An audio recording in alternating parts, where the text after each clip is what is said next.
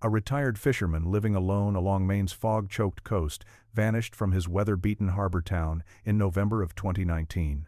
Police said he likely slipped at sea, another quiet accident, claimed by cold Atlantic water. But there was no body, no damaged boat, no distress call. 8 months passed. Winter thawed into summer. Then, while checking his abandoned lobster traps, neighbors hauled up something that wasn't bait, rope, or rusted metal. It was personal. And the moment it surfaced, investigators realized the fisherman hadn't simply disappeared at sea. He may have been trying to leave something behind. The morning fog rolled in, low and heavy, pressing against the docks like it didn't want to be seen. Gulls cried somewhere beyond the haze, their calls sharp and restless, and the harbor water lapped softly against old wooden pilings. It was the kind of morning every lobsterman in town recognized instantly. Calm, predictable, safe. And yet, by the end of that day, one of the coast's most experienced fishermen would be gone. For more than 40 years, Elias Crowell had worked these waters. He knew the tides the way some men knew prayer, by instinct, by repetition, by faith earned over decades of survival. Even after retirement, Elias never truly left the sea.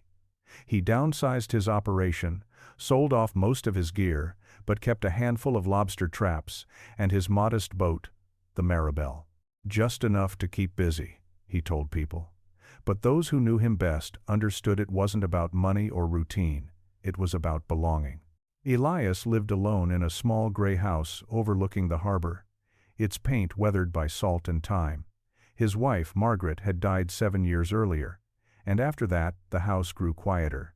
Neighbors noticed the lights going off earlier at night. Meals were simpler, conversations shorter. But every morning, without fail, Elias was on the dock before sunrise, thermos in hand, checking the wind and watching the water like it might speak back to him. "Morning, Eli," someone would call. He'd nod.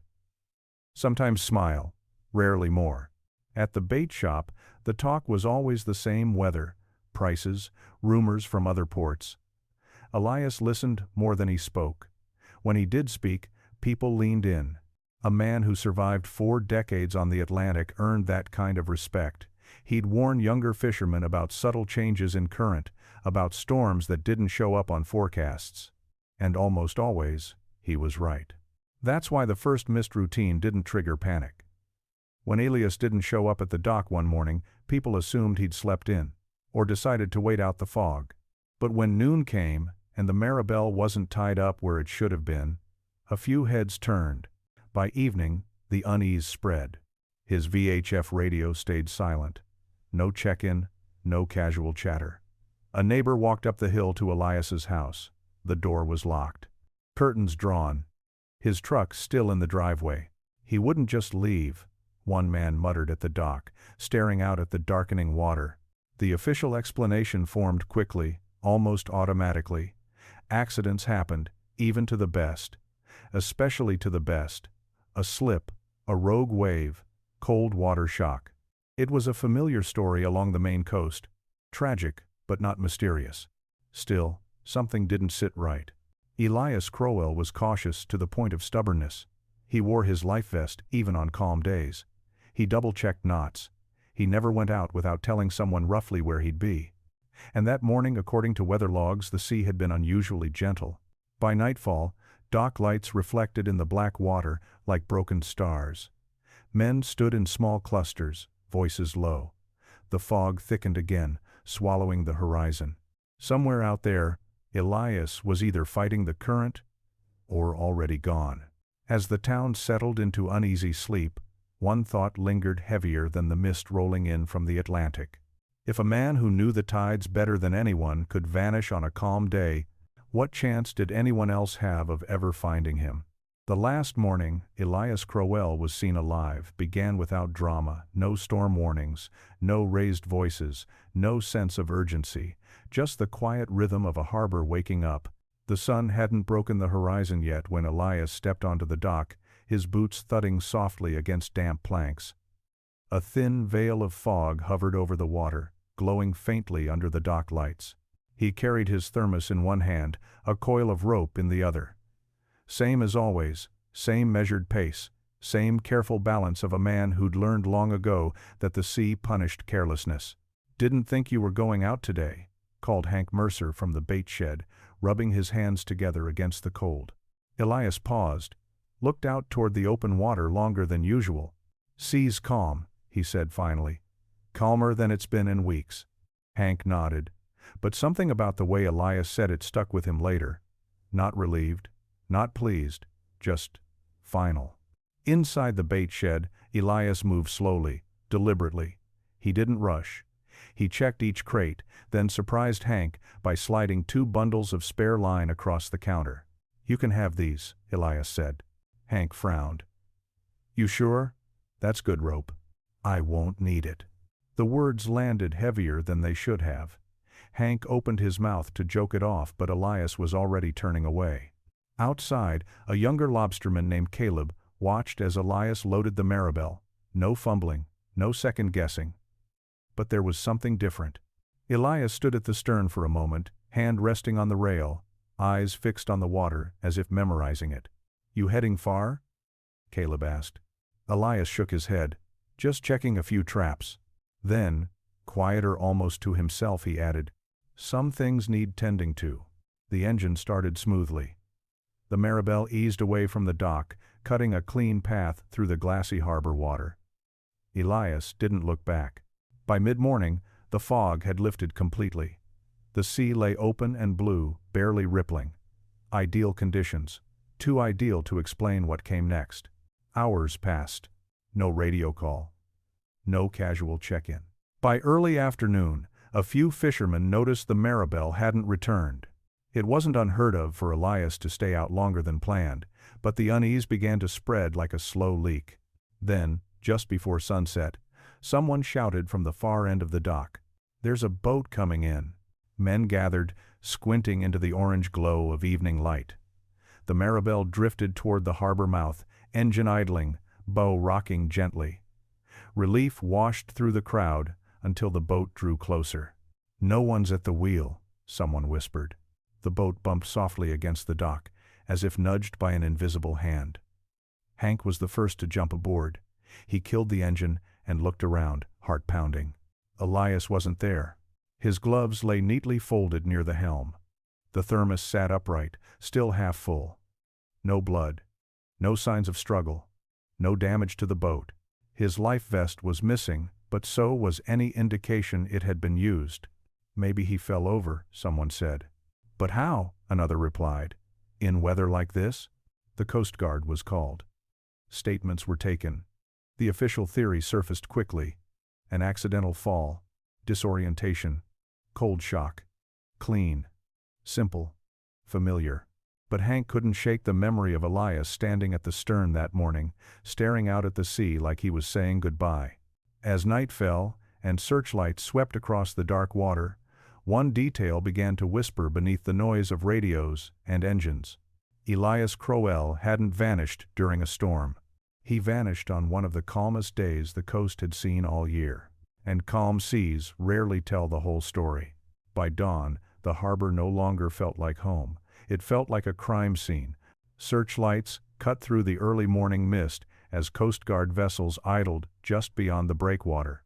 Radios crackled with clipped voices, coordinates repeating over and over, as if saying them enough times might summon Elias Crowell back from the water.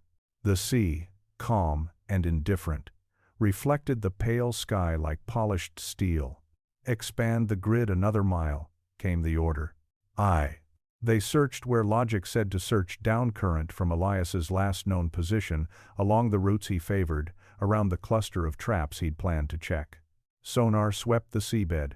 Helicopters traced slow, methodical arcs overhead. Nothing surfaced. Not a body. Not debris. Not even a loose glove. Hank stood on the dock with Elias's niece, Laura, watching the operation unfold. She'd driven through the night after getting the call. Her eyes stayed fixed on the water, jaw clenched tight. "He wouldn't fall in," she said quietly. "Not like that." An investigator nearby heard her and sighed. "Ma'am? Even experienced fishermen?" "No," she cut in, turning to face him. "You don't understand. My uncle treated the ocean like a loaded gun. He respected it. He prepared for it. He didn't make careless mistakes. The investigator nodded politely, the way people do when they've heard this speech before. Experience didn't make anyone immune. The sea didn't care how careful you were. By the third day, the tone shifted, hope thinned, search patterns widened, then slowly began to contract. Each pass of the water felt more procedural than urgent. Privately, the theories multiplied. Maybe Elias slipped while hauling a trap. Maybe he leaned too far, got tangled, pulled under. Maybe he suffered a medical episode, heart attack, stroke, and went overboard unnoticed. The official report leaned toward accidental drowning. It was clean, acceptable, familiar. But there were gaps no one wanted to dwell on. If he'd fallen while hauling, where was the tangled line? If he'd gone over suddenly, why was there no disturbance on deck? And why, on one of the calmest days of the season, had a man known for caution vanished without a sound? Weeks passed. The search was scaled back, then officially suspended. The town tried to return to normal, but Elias's absence left a hollow space along the docks. His slip sat empty. The Maribel was tied up but untouched, like it was waiting for him to come back and finish what he started.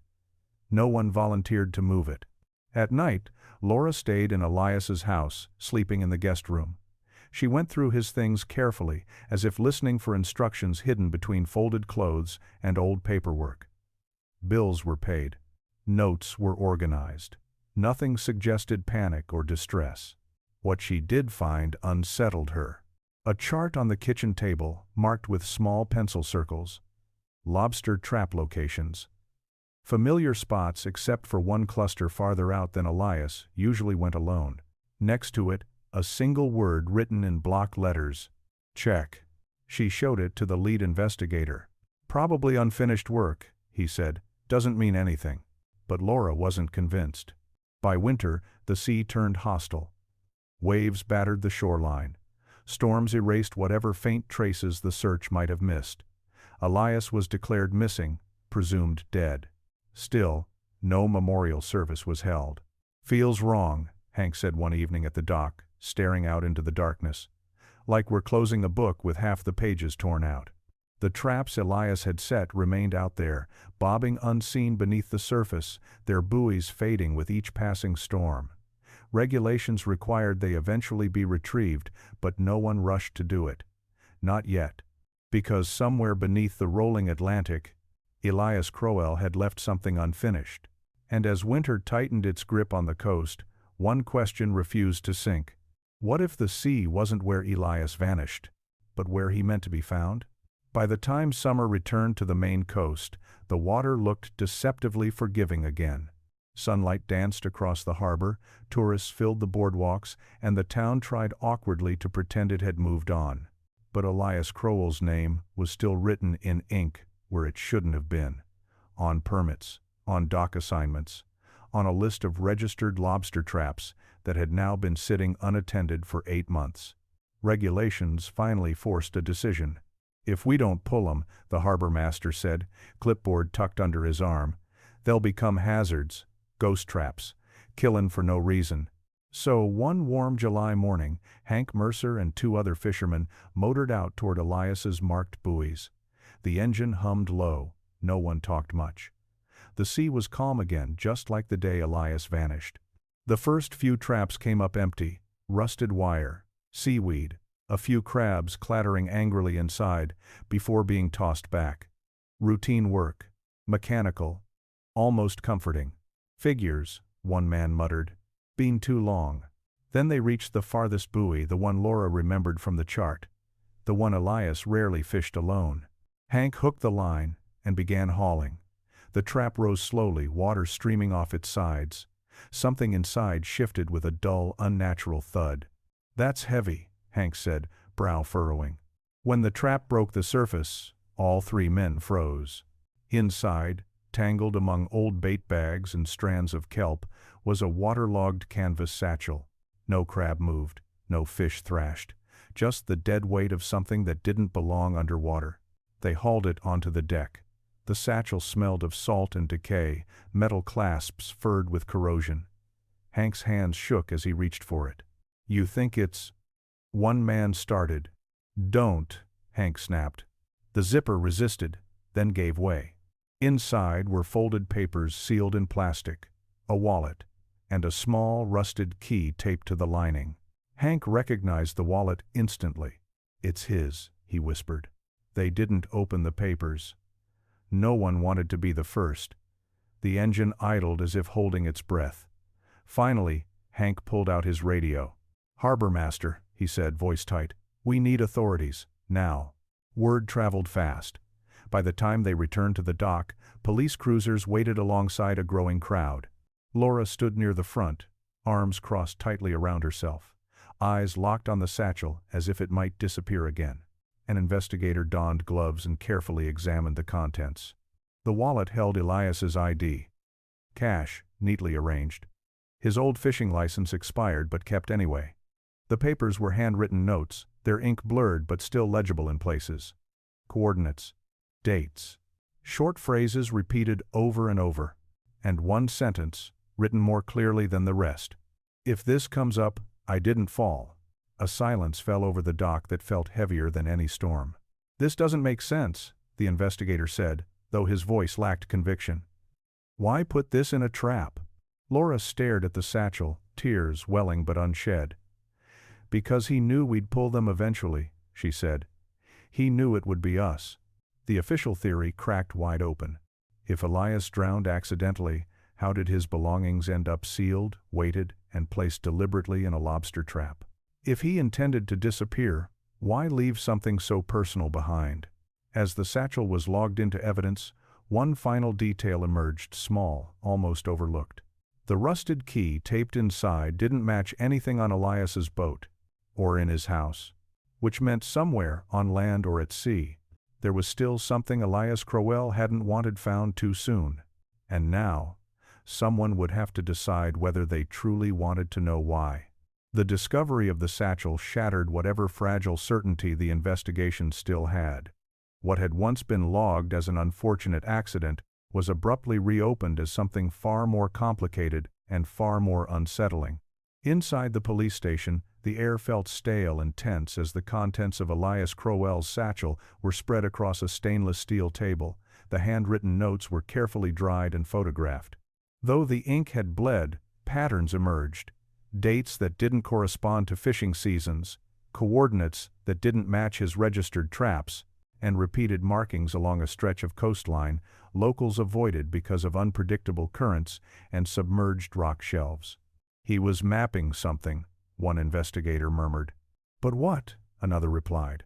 Laura sat nearby, hands clenched in her lap, listening as strangers dissected her uncle's final thoughts. She recognized his handwriting immediately, the sharp angles, the deliberate spacing. Elias had always written like that when something mattered. The sentence, "If this comes up I didn't fall," was the part no one could explain away. "That's not a suicide note," the lead detective said later, speaking quietly to Laura and Hank. "And it's not something a man writes if he expects to be found right away." "So he staged it?" Hank asked. "Made it look like an accident?" "Or he expected someone else to be blamed," Laura said, her voice barely steady. The rusted key deepened the mystery. It didn't match any lock in Elias's home. Not the boat. Not the shed. Investigators tested it against storage units, marina lockers, even nearby cottages. Nothing. Until a retired harbor master spoke up. "There used to be an old storm locker," he said slowly, "down by the eastern cliffs, built decades ago. Folks stopped using it after a collapse. The locker sat on a strip of rocky shoreline, only accessible at low tide. When they pried it open, the smell of salt and damp wood rushed out like a held breath finally released. Inside were weatherproof containers, charts, a second notebook, and photographs. They showed damage beneath the waterline, near a privately owned offshore dredging site, cracked seabed, collapsed rock formations, areas that should never have been disturbed. Notes alongside the photos hinted at illegal dumping, at equipment operating outside permitted zones. Elias hadn't just been fishing. He'd been documenting. "Why not report it?" Hank asked later, anger creeping into his voice. Laura shook her head. "He didn't trust people in offices. he trusted proof. The implications were immediate and dangerous. If Elias had confronted someone, or if someone realized what he'd found, it reframed everything. His disappearance no longer looked passive, it looked inconvenient. But there was still no direct evidence of foul play. No witnesses, no body, just fragments of intent left behind like breadcrumbs scattered across land and sea. Authorities faced a dilemma. Without concrete proof, the case hovered in a gray zone, too strange to close, too thin to prosecute. The dredging company denied all wrongdoing. Lawyers appeared. Statements were polished and sterile. And the ocean, once again, refused to speak. At sunset one evening, Laura stood alone at the dock, watching the tide roll in. The same tide Elias had studied all his life. She held one of his notebooks against her chest. He knew, she whispered. He knew something would happen. Whether Elias had planned to disappear, had been silenced, or had taken a risk he couldn't walk away from, remained unanswered. But one thing was now undeniable. The sea hadn't taken everything. It had given something back just enough to disturb the truth, without revealing it fully. And somewhere between those shifting tides, Elias Kroll's final choice, whatever it was, still waited to be understood. The ocean never changed its tone. Weeks after the storm locker discovery, the harbor returned to its familiar rhythms, engines coughing to life before dawn, buoys bobbing in neat lines, gulls circling for scraps. But for those who had known Elias Kroll, every calm morning now felt suspicious, too quiet, too rehearsed. Officially, the case stalled. Investigators couldn't prove Elias had been threatened. The dredging site violations were fined quietly, buried in regulatory paperwork, explained away as administrative oversights. No charges were filed. No suspects named. And without a body, Elias's disappearance remained suspended between categories, neither murder nor accident, neither solved nor forgotten. Laura stayed in town longer than she'd planned. She took slow walks along the shoreline at low tide, studying the rocks Elias once studied, listening to the way the water pulled back as if revealing secrets and then swallowing them again. One evening, she met Hank at the end of the dock. The sun was sinking, painting the sea in bruised purples and golds. "Do you think he meant to die?" she asked. Hank didn't answer right away. He stared at the water, jaw tight. "No," he said finally. "I think he meant to be heard." Elias's boat was eventually sold, his house emptied, his name removed from permits and lists. Life continued the way it always does in small coastal towns, quietly, relentlessly, with grief folded into routine. But sometimes, fishermen reported strange things. A buoy drifting where no traps were registered. A line snagged on something heavy, then slipping free. A glint of metal on the seabed, where no wreck was marked. Stories spread in low voices, usually late at night, when the water was calm and the fog rolled in thick enough to blur the line between memory and imagination. Laura kept Elias's notebooks. She never published them, never sold the photos. She said some things weren't meant to be exposed all at once, that truth, like the tide, came in stages. On the anniversary of his disappearance, she returned to the farthest point of the harbor, where the land narrowed and the sea opened wide. She stood there alone, holding his old compass, its glass scratched but intact. "If you're still out there," she said softly, "I hope you're at peace." The wind picked up just enough to ripple the water. No answer came. And maybe that was the point. Elias Kroll had lived his life by the rhythms of the ocean, what it revealed, what it concealed, and when. In the end, he left behind not a body, not a confession, but a question. One weighted carefully, sealed against time, and placed where he knew it would eventually rise. Some believe the sea claimed him,